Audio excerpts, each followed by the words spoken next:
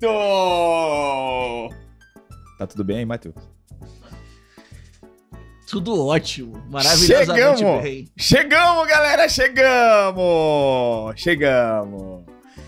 Linhagem Geek na área. E aí, finalmente está entre nós Demon Slayer, Castelo Infinito, o Retorno de A Casa, parte número 1. Acabamos de chegar do cinema e as nossas expectativas foram confirmadas. Eu gosto muito quando eu crio expectativas e elas são atendidas. Eu sou um cara que geralmente cria muitas expectativas, mas tem um fundamento a expectativa que eu crio. Eu analiso o contexto, eu analiso a história, eu analiso o que já foi entregue, eu analiso o potencial da obra. E aqui, as nossas expectativas, elas foram confirmadas. Temos o filme do ano. Sim, senhores, temos o filme do ano. Aqui a gente vai bater um papo bem rápido com vocês, sem spoilers, tá? Vamos dividir com vocês sentimentos, sensações, emoções e nenhuma frustração. Não temos frustrações nesse filme. Tudo que eu esperava no filme de Demon Slayer teve. Eu separei alguns pontos aqui pra gente conversar, pra gente papear. Agora é de manhã, né? 10 horas da manhã. Espero que o nosso editor consiga lançar o vídeo às 10 da manhã. 10 horas da manhã. 3 horas da tarde tem o Linhagem Brasil e eu e o André estaremos ao vivo conversando com vocês sobre o filme. E 6 horas, Esquadrão Nerdola, resenha sem spoilers. Tudo sem spoilers, tá? E eu peço já aqui na abertura desse vídeo que você exercite a sua empatia, a sua educação, o seu bom senso e não deem spoilers nos comentários também, porque eu e o André e muitas pessoas que assistiram o filme não leram o mangá e não querem saber o que aconteceu no mangá. O nosso diretor, o Matheus, o nosso editor, o Gui, leram o mangá. Você leu, Lucas? Lucas também leu o mangá. E eles estão quietinhos aqui. O Gui tá doidinho pra soltar uma. Gui tá doidinho pra soltar, mas já tô sentindo a respiração do spoiler aqui. Ele tá doidinho, mas eles estão respeitando. Então você que leu o mangá, respeite a gente se você gosta do nosso trabalho e respeite o próximo, tá bom? Vamos bater um papo sem spoilers aqui de Demon Slayer, Castelo Infinito e ó, aqui representou, hein? Zenitsu, mais conhecido como Zenitsuki, representou, galera. Vamos conversar um pouquinho. Bom, galera, trazer ele um pouquinho mais perto, né? Eu sabia, né? E eu fui com grande expectativa e a expectativa é tão bom assim, né? Quando você vai com muita expectativa e essa expectativa é atendida. Eu acho que todo mundo tava com uma expectativa alta, quem leu o mangá, quem não leu, e acho que ela foi preenchida, porque quem leu o mangá já sabia do desenrolar, só faltava a mágica da animação. Que aí Demon Slayer, ele inova muito, ele coloca a animação num outro patamar. A gente tava falando aqui offline, né, que eu odeio quando o boneco fica em 3D. Odeio anime que o boneco vira 3D, tem vários assim. Só que o Demon Slayer, o 3D é o externo, o boneco continua 2D. É raros momentos que o boneco fica 3D, mas você nem... o boneco é difícil de você perceber. Você até percebe, mas é tão pouco. Então o Demon Slayer tem uma animação muito própria, um estilo próprio. Por isso é um fenômeno e por isso a nossa sessão tava lotada há mais de um mês. O filme é excelente. Pra mim é o grande filme de 2025, sem a menor dúvida. Eu não consigo nem lembrar dos outros filmes. Tudo bem que tivemos um ano bem aquém do que esperávamos, mas o Demon Slayer, ele entrega aquilo que o Demon Slayer sempre entregou. Não tem decepção. Pelo contrário, você fica deslumbrado com a animação e com a história, que tudo ali que a gente tá vendo o final do anime. O final do anime tá sendo contado no cinema. Com a maior qualidade possível, o maior carinho, o maior capricho. E a gente percebe o capricho. Você percebe quando um filme é caprichoso, quando uma animação é caprichosa, você fala, caramba, eles pensaram em cada detalhe. E você tem tudo aqui no Demon Slayer. Você tem ainda algumas explicações pra quem tá chegando agora. De repente, ali, consegue envolver todo o negócio. Tem alguns pontos negativos. Isso nós temos. Mas é muito é muito gratificante trazer um filme bom e uma franquia que você sabe que ela vai entregar muita qualidade e muito respeito com o fã. Porque trazer muita qualidade é respeito com quem tá comprando ingresso. Respeito pra quem gosta da obra. O maior respeito que uma obra pode ter é o capricho. Assim, ó, os envolvidos pegam aqui, né, e falam pro fã, pega aqui, eu fiz com todo o capricho do mundo. Sabe aquele presente que você recebe ou que você dá uma vez e fala, olha, eu fiz isso aqui com o maior carinho do mundo, com o maior cuidado. O Demon Slayer é isso. É por isso que é o anime fenômeno do momento. Eu vou adiantar aqui pra vocês, o André falou de pontos negativos, eu destaco um ponto negativo, mas eu vou falar isso mais pro final, umzinho assim, que aí é uma coisa muito individual, não é uma coisa, sabe, que tipo, estragou totalmente a experiência, muito pelo contrário, mas preciso também destacar que o que esse filme entrega a nível de experiência é sublime. Antes de começar o filme, passou o trailer do Avatar, né? E aí o Matheus falou assim, o Avatar não é uma coisa que significa muita coisa pra mim, não. O Avatar, ele é um filme pra mim contemplativo visual, sabe? É aquele filme que você vai viver uma experiência visual que você não tem no cinema. E Demon Slayer entrega exatamente isso, só que ele significa muito pra mim. Então quando tem alguma obra que significa muito pra mim e ela entrega uma experiência audiovisual no mesmo nível, pra mim é o que eu busco nessa experiência de cinema. Demon Slayer, quando o André fala do respeito, ele se respeita porque ele mantém o mesmo patamar do que foi entregue pra gente. Não existe uma queda, não existe algo que você olha e fala assim, putz, isso aqui não conversa com a obra. É uma obra que se respeita. E a Ufotable realmente, ela tá de parabéns. Outro patamar.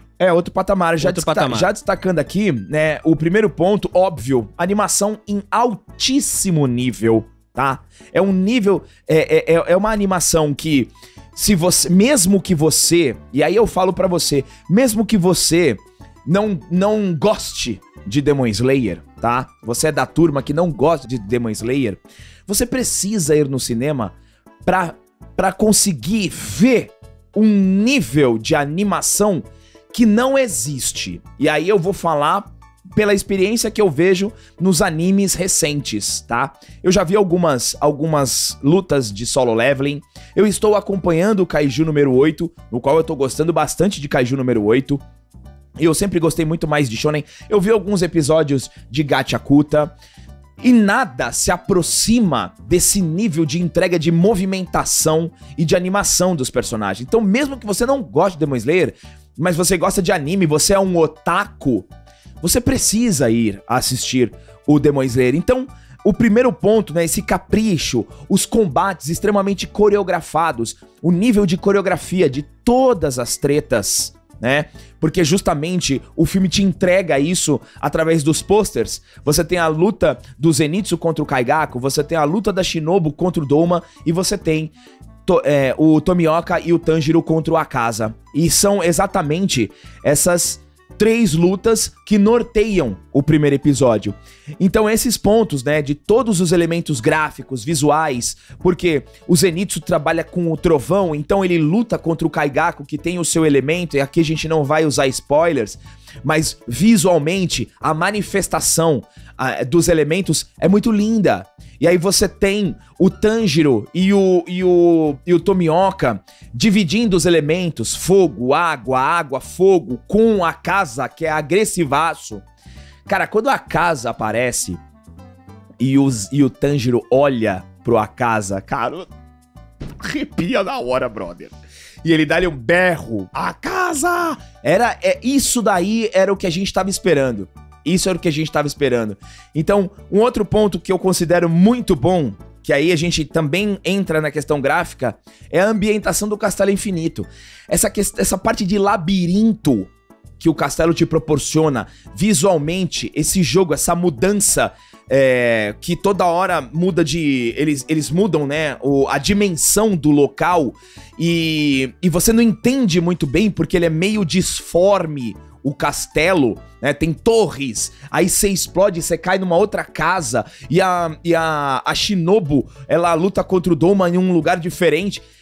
Essa ambientação é linda no filme, é linda, é um visual lindo. Você tá acostumado a ver confrontos em florestas, no espaço, e de repente você vê um filme inteiro se passando dentro de um labirinto, um castelo visualmente muito bem feito, arquitetado, o designer maravilhoso. Então tudo isso visualmente...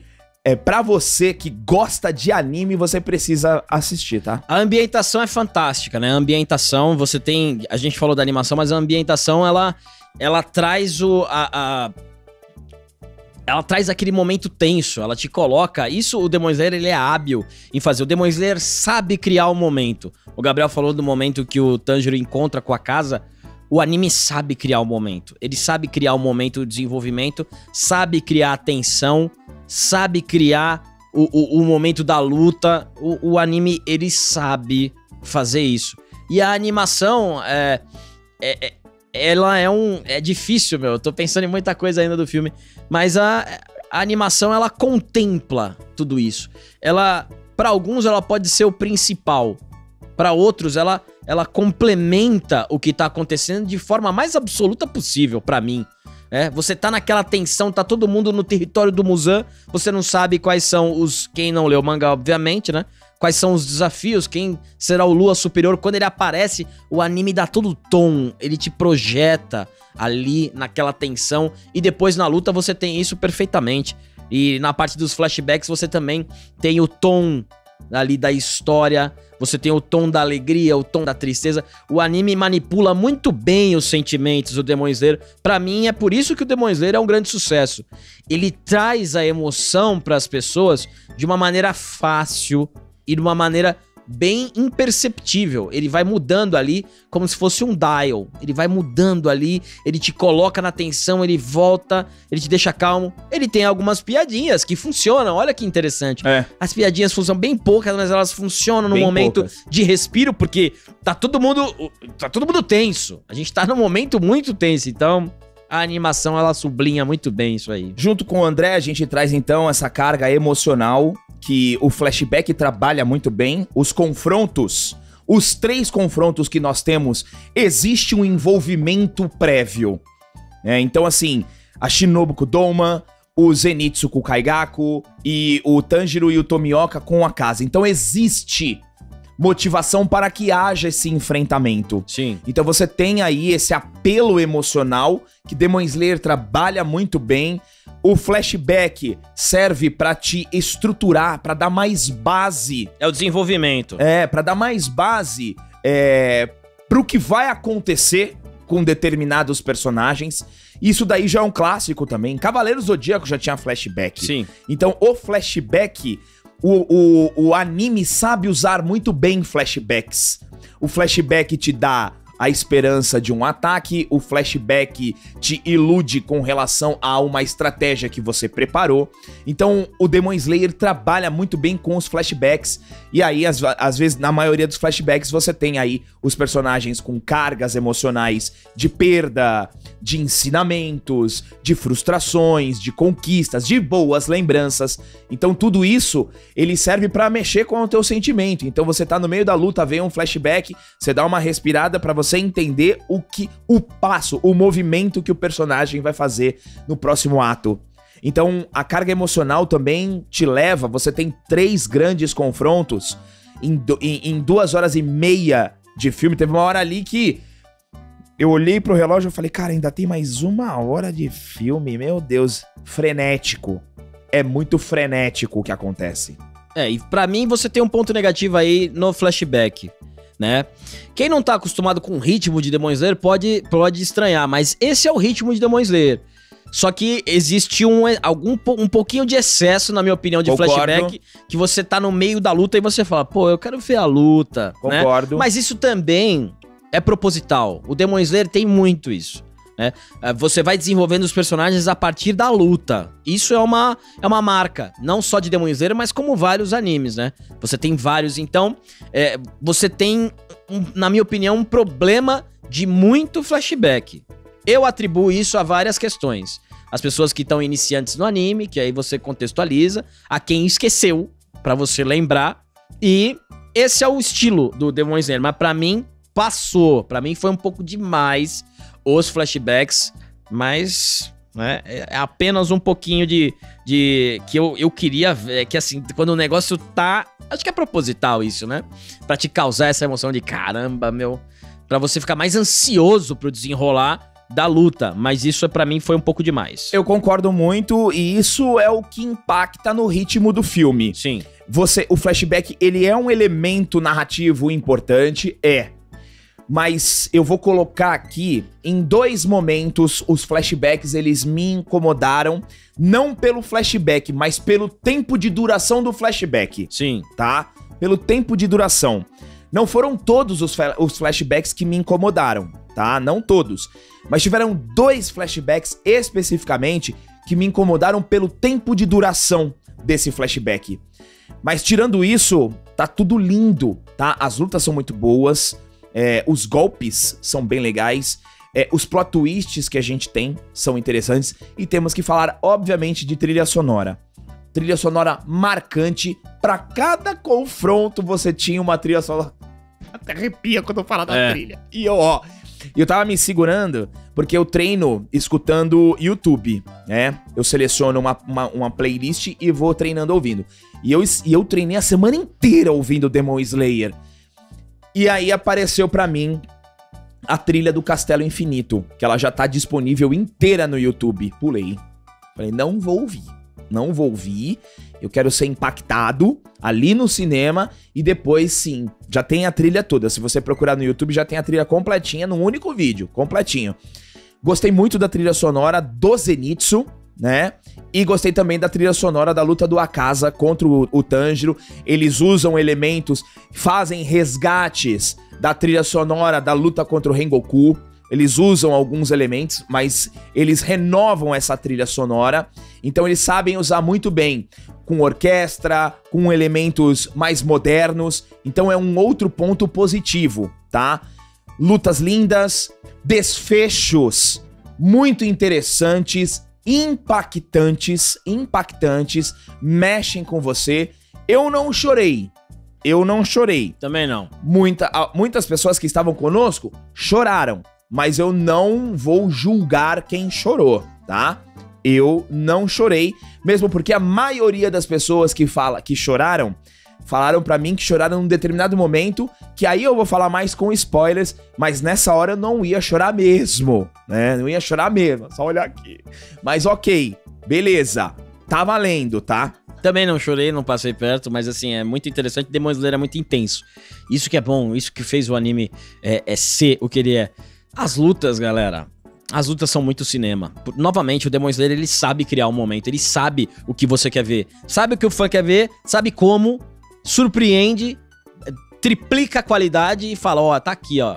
Você não quer a luta? Você quer, assim, é um show de respiração, é um show de animação. As lutas são fantásticas, acho que as lutas, a gente fica até com, e eu considero isso um ponto negativo, eu queria mais luta. Então...